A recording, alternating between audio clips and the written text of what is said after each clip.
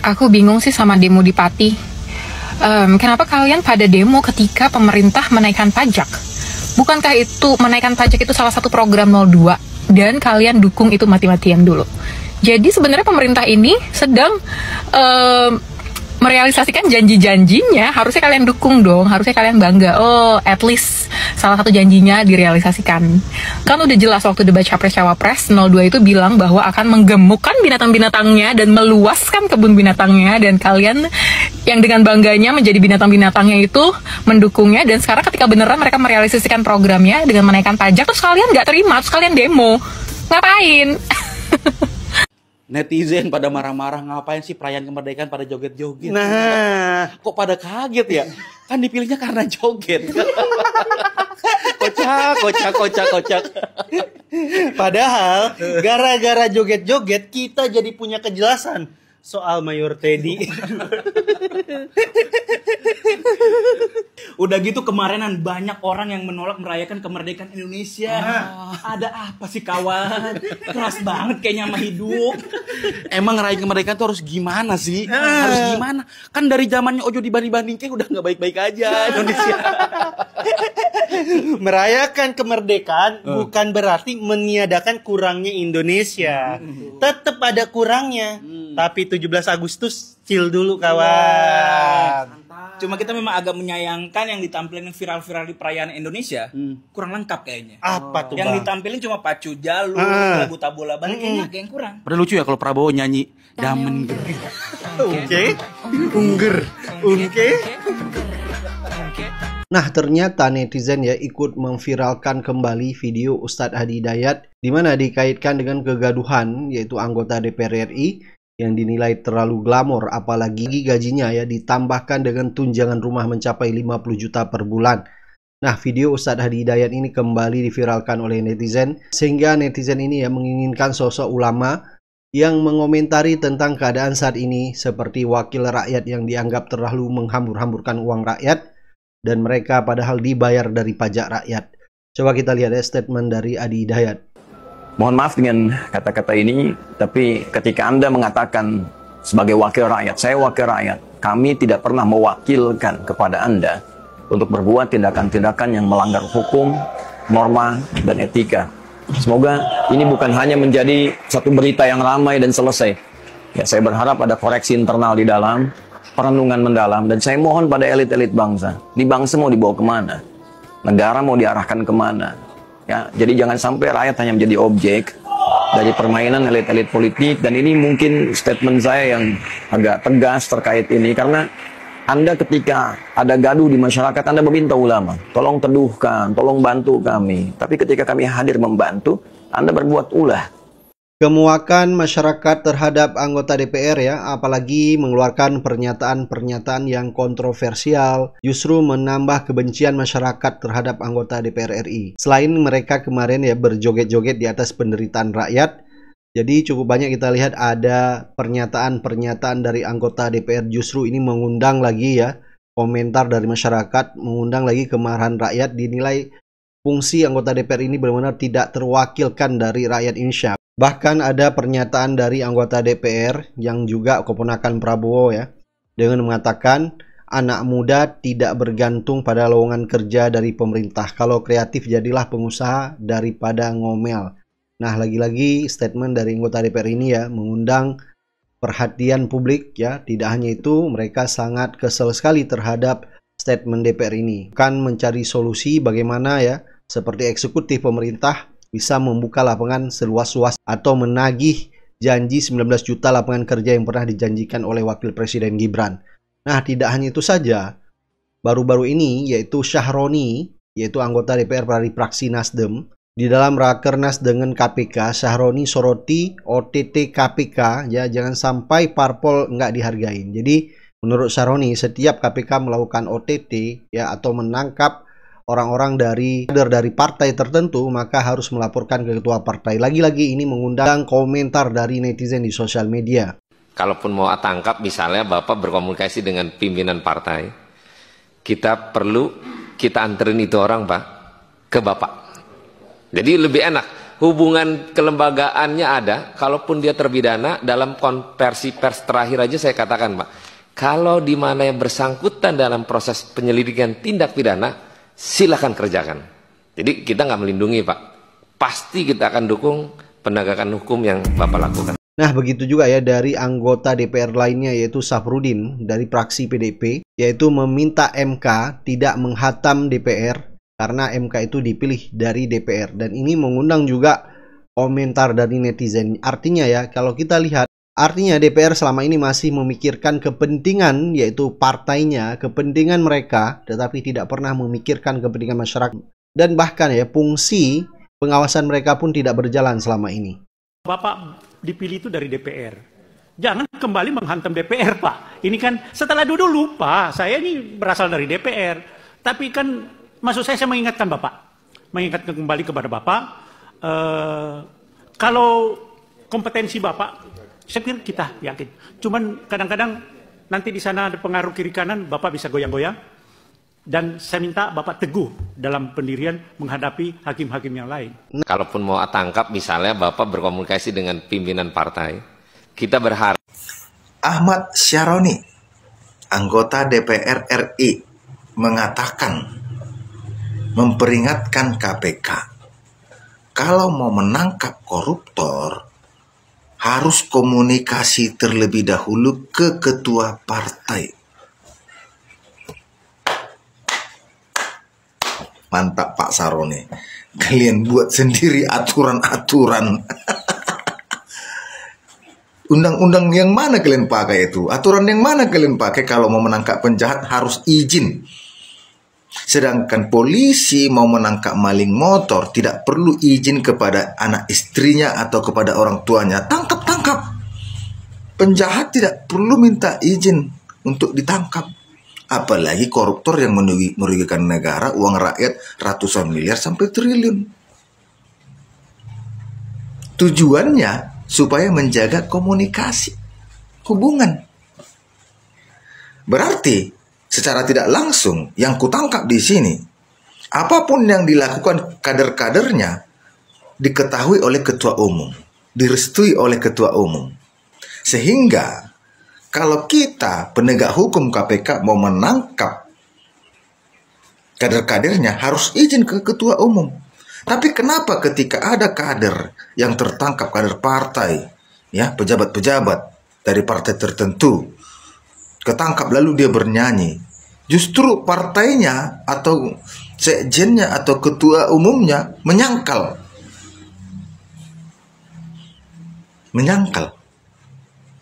Jadi disinilah kita mengetahui kenapa tidak kunjung disahkan undang-undang perampasan aset koruptor.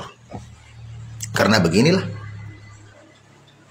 Pak Saroni sendiri, Bang Saroni sendiri menghimbau KPK kalau ingin menangkap harus komunikasi terlebih dahulu kepada ketua umum. Artinya apa? Negosiasi gitu kepada ketua umum. Penegak hukum bernegosiasi kepada orang untuk menangkap seseorang. Negosiasi gitu. Atau gimana? Gimana Pak Saroni? Tawar-menawar gitu. Bu, Pak Ketum, Bu Ketum, izin kami mau menangkap kader Anda korupsi. Lalu ketumnya mengatakan, oh tidak bisa. Lalu KPK-nya, oke Bu, kami izin pulang, gitu. Oh, pantas negara ini makin kacau. Jadi fix DPR RI itu yang membuat hancur negara ini. DPR RI. Karena mereka membuat aturan-aturan seenak mereka untuk happy-happy mereka. Coba kalian bayangkan, Ahmad Syaroni mengatakan hal seperti itu. Harus komunikasi dulu kepada ketum. Sedangkan polisi mau menangkap penjahat-penjahat curanmor, nggak perlu izin kepada orang tuanya, kepada ustadz, kepada pendeta, atau kepada RT, kepada lurah, kepada camat, kepada wali kota, nggak perlu izin. Ini penjahat yang mencuri uang negara, yang disumpah dalam jabatannya, harus izin ke ketua partai. Emang siapa kali ketua partai itu? Apa kontribusinya kepada negara ini, Pak Syaroni? Bang Syaroni, apa kontribusi ketua partai ke negara ini? Tidak ada.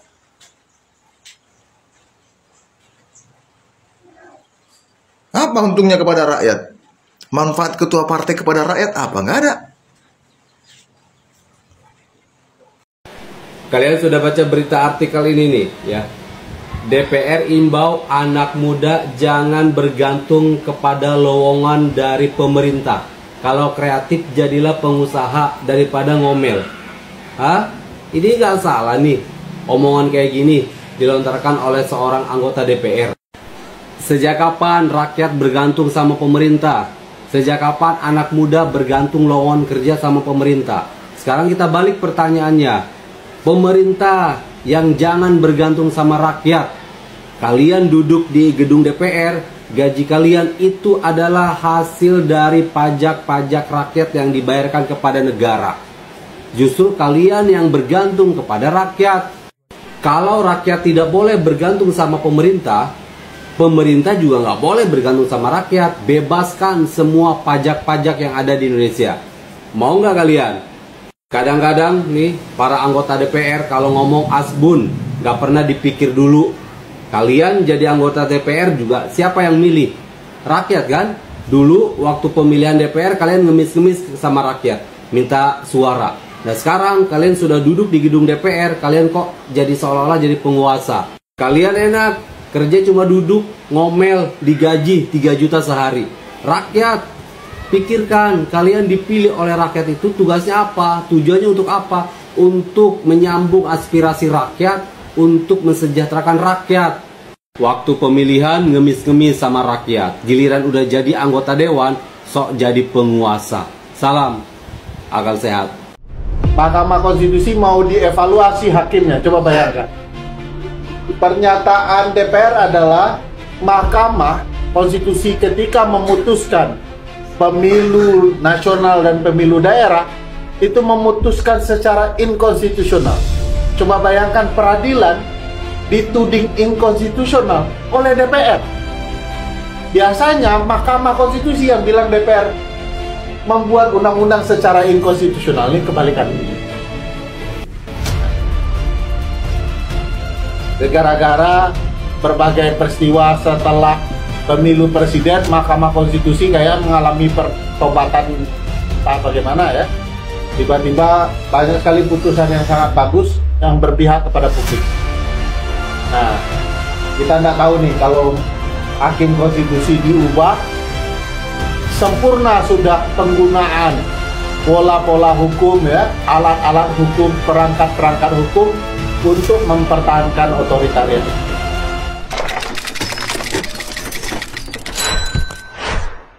Jadi saya bilang, kita jangan berkeliruan.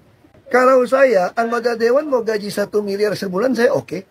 Tapi kamu buka dong anggaran kamu semua. Kementerian semua anggaran dibuka dong. Biar kita tahu setiap sen pajak yang kita bayar dipakai kemana aja. Nah sekarang lu nggak mau buka. Jadi orang, kalian juga mau digaji besar kalau ada profesional. Setiap orang berhak dan harus dibayar mahal. Kalau dia kerja profesional. Tugas anggota dewan apa? Mengawasi anggaran pajak kita dong.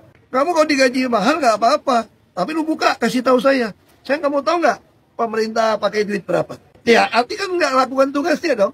Termasuk PDI Perjuangan, saya sampaikan sebagai ketua. Kita otokritik kepada PDI Perjuangan. Anda ini anggota parlementer, partai itu ngomong. Kenapa Anda semua diam, tidak ngomong? Anda mesti ngomong dong anggota dewan. Nah kita kritik, di DPR kita, di partai kami kritik. Ya masuk PDIP, kemana aja kalian gitu loh. Jangan cuma mau terima gaji. 1 miliar juga nggak apa-apa. Saya bilang menteri mau gaji 16 miliar setahun juga boleh. Tapi nggak ada tunjangan rumah. Jangan-jangan tunjangan rumah lu lebih dari 20 miliar setahun. Gara-gara perbaikan servis, bongkar. Ntar sini kan ngontrak atau kita kos kan 3 juta per bulan. Didapatkan. Pak, lu tahu nggak ada fungsinya kereta, ada fungsi Transjakarta, lu tahu nggak fungsinya itu? Kenapa harus kos? Nggak punya rumah lu? Kan kalau mau jadi di anggota DPR kan udah harus punya modal dong di awal, ya kan? Untuk apa namanya, kampanye. Ya pasti orang kaya dong. Masa orang kaya nggak punya rumah sih? Gimana cara modal berkampanye dan nyogok yang di atas-atas supaya bisa dicalonkan untuk menjadi anggota DPR? Kenapa sih DPR isinya orang kayak begini? Gak ada otaknya, gila kali. Banyak yang marah-marah sama statement yang ini. Coba didengerin. Ngontrak atau kita kos kan 3 juta per bulan. Didapatkan 50 juta per bulan. Kalau kita 3 juta, kita kalikan 26 hari kerja, berarti 78 juta per bulan. Katanya udah 3 juta sebulan, kenapa masih dikali 26?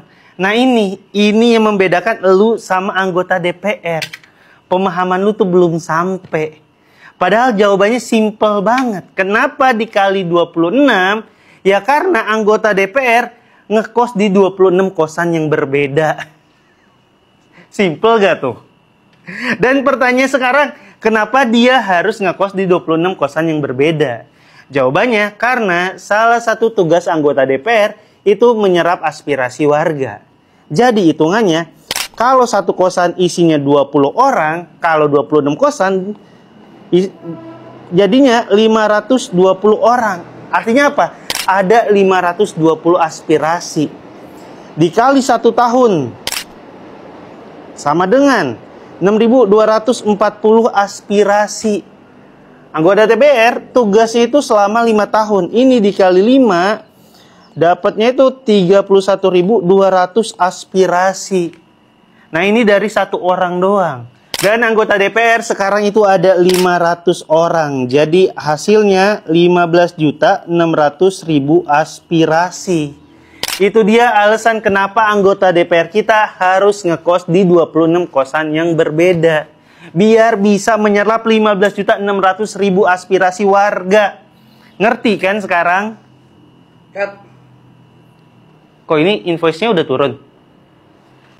Ngontrak atau kita koskan 3 juta kalau kita 3 juta kita kalikan 26 hari kerja, berarti 78 juta per bulan. Padahal yang didapat cuma sekitar 50 juta per bulan. Nah, jadi mereka masih nombok lagi. Parah ini ya. Ini narasinya narasi manja, narasi serakah, narasi akal-akalan.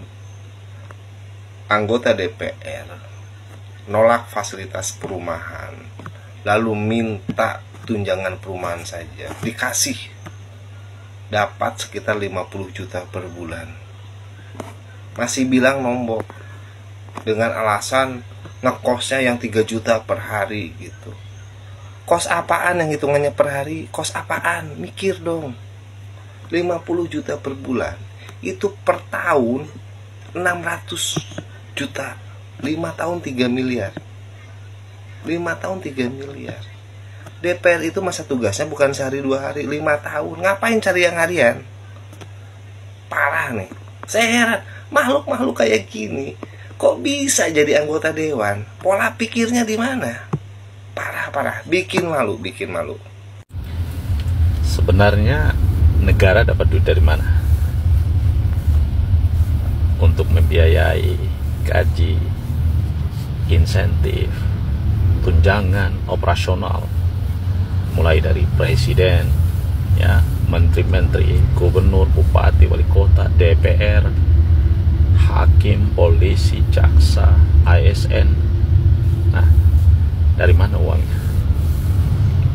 Nah, tentu dari rakyat. Nah, ambilnya dengan cara apa? Dengan cara rakyat bayar pajak, ya. Rakyat beli barang, sembako, macam-macam, potong pajak, ya. Rakyat makan, potong pajak, ya. Beli makanan segala macam, potong pajak. Kerja, dapat gaji, potong pajak. Usaha, rakyat dapat keuntungan, potong pajak. Nah, potongan-potongan pajak itu masuk dalam APBN atau kas negara, lalu difungsikan untuk membayar gaji orang-orang itu. Siapa orang-orang itu? Pejabat, mulai dari presiden, menteri, dan seterusnya, ya. Untuk apa? Untuk mereka bekerja, mensejahterakan, memakmurkan, melindungi, mengayomi, menyayangi rakyatnya. Itu esensi kita bernegara, kan itu intinya. Inti kita bernegara gitu, ya. Intinya itu esensi kita bernegara. Nah, sekarang pertanyaannya, DPR fungsinya apa? Mengawasi kebijakan pemerintah yang tidak pro rakyat. Nah, kalau DPR-nya koalisi, kongsi sama pemerintah, jadi kebijakan yang tidak pro rakyat, juga tetap DPR juga mendukung kebijakan itu, dalam pengertian, ya, pemerintah naikin BBM, DPR juga dukung. Pemerintah bikin kebijakan yang menyusahkan rakyat, DPR juga dukung. Jadi DPR ini tidak berada pada posisi membela rakyat. Nah, pertanyaannya hakim nakal banyak juga, ya. Hukum tidak untuk masyarakat bawah, ya. Hukum, ya, tajam ke bawah, tumpul ke atas. Ketidakadilan berlaku di mana-mana. Jadi bayar hakim untuk apa? Polisi begitu juga, orang yang lapor kasus-kasus yang tidak ada duitnya segala macam, dilihat, dicuekin, bodoh amat. Nah, jadi ketidakadilan juga merebak di mana-mana. Nah, sekarang pertanyaan kita, lalu kita gaji mereka buat apa? Mereka bekerja itu kan untuk memakmurkan rakyat. Nah, sisi yang lain Anda bisa lihat, rakyat yang miskin makin banyak, yang nganggur makin banyak, yang di PHK makin banyak, ya, yang nggak bekerja makin banyak, yang usahanya tutup makin banyak, ya, daya beli turun, Pak, ekonomi makin terpuruk, Pak. Nah, sementara gaji, tunjangan DPR segala macam itu dinaikkan, ya, Anda bisa bayangkan nggak? Gaji komisaris BUMN yang begitu besar, ya, dari 1046 BUMN, ya, rugi, ya, merugi semua 80%. Yang nyumbang besar itu hanya 8 BUMN. Gila nggak? Kita ini negara gila, ya. Gaji sekian banyak orang, bekerja nggak sesuai harapan rakyat. Gimana rakyat nggak marah? Gimana rakyat nggak marah? Coba Anda bisa bayangin, ya. Bayangin aja kita gaji komisaris, direksi segala macam, perusahaannya rugi, tapi digaji terus per bulan, Pak. Kita ini nggak marah. Sementara Menteri Keuangan naikin pajak 2026 nih, pajak dinaikin 13% lebih, target pendapatannya ambisius, naik tinggi. Siapa lagi yang susah? Rakyat kan? Nah, hati-hati, jangan sampai rakyat marah. Kalau rakyat marah, nggak bisa ada yang bendung. Percaya sama saya, ya. Jadi hati-hati.